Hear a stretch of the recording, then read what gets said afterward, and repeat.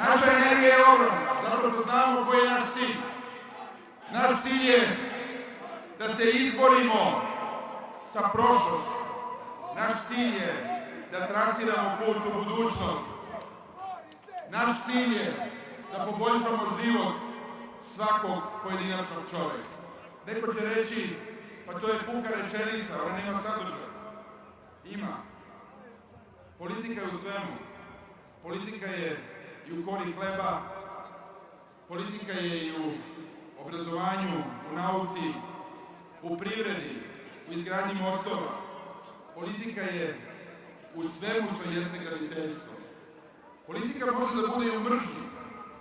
Politika može da bude i u izolaciji, i u zaustavljanju zemlje, i u urušavanju ljudske budućnosti.